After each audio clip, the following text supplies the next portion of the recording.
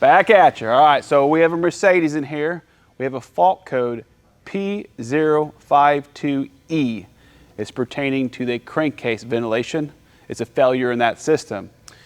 This particular car had that fault code, and let's go over what we found. So this is a 2018 GLC 300.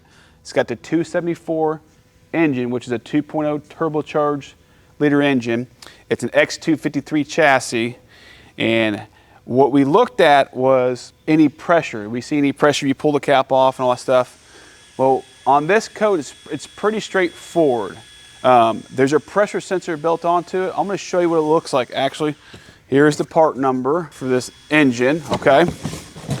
And this is the complete unit. I mean, it's a unit for sure. So this actually bolts on to the block, okay? You have to remove intake manifold, thermostat housing assembly, and the engine mount bracket over here on the driver's side.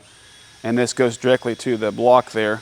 You can kind of see here, there's a sensor, it's a valve here, and this right here will get full of oil, engine oil. And it gets so bad, it can go through the engine harness up through to the electrical connectors on the PCM. So if you do have engine oil on this connector, definitely check it and then pop these off and see if there's engine oil inside of here, because you might have to clean all that out of there, because it's pretty common. This one's actually been done before, because this is a revised part, and this one is been, like I said, this has been replaced because this is a revised part and looks like this. The original one has, I don't think it has a foam on it if I remember. So it does take some labor to get to it. I think it's like around 5 hours of labor to calls for this job, maybe a little more actually. I think maybe it makes me a little higher than that actually. But that did indeed take care of this fault code on this Mercedes. So if you're having the P052E and you have a 2.0 turbocharged Mercedes, and I'm gonna bring in and take a look. This is that foam right here that's on that hose. If you don't have the foam on it, that means it's the original part and it's never been changed. You need to just replace it. I can promise you that's an issue. You're probably having oil all up in here on the connector. This is the other end that goes to the air filter box. So I'll give you an idea. But yeah, if you look at the foam, like I said, I'll show you.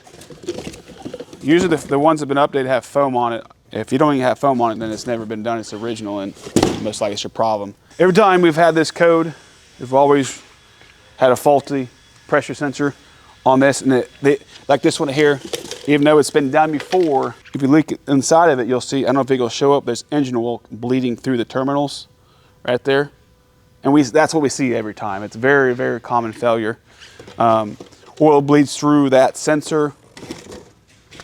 It has an issue. It kills the sensor pretty much at that point, and then you need the whole assembly, kind of where this is at now. So like I said, it's a pretty pricey job. I believe this is 300 and something bucks retail, and you have around 7 hours of labor, I believe, 5 to 7 hours in that time range to do it. And you have intake gaskets, there's a couple throttle body gaskets, and then if you're in there, you have never changed a thermostat, I'm going to highly recommend to quote out a thermostat assembly.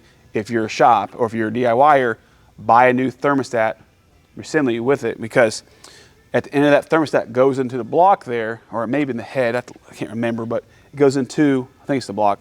It gets really brittle, and that piece usually is leaking before you even touch it, or it breaks off by pulling it out because it's been there so long that it's plastic and it's aged.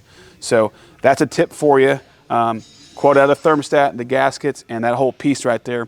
And usually this is a core. You get to get it back to a Mercedes. Don't even try aftermarket parts, guys. You're wasting your money, you're wasting your time, especially on a job that's this big. I mean, if you're DIYer, you take your own risk, but if you're a shop, don't even try it. I mean, I don't know why you even try an aftermarket part if it's even available. So a thermostat housing, I'm sure there is. Don't risk it and buy a factory thermostat. I know it costs more, but if you want your reputation to be good in your area, use good parts, okay? If you want the car not to come back, use good parts. But yeah, That's pretty much from this one. If you got any questions, let me know. Till the next one. See ya.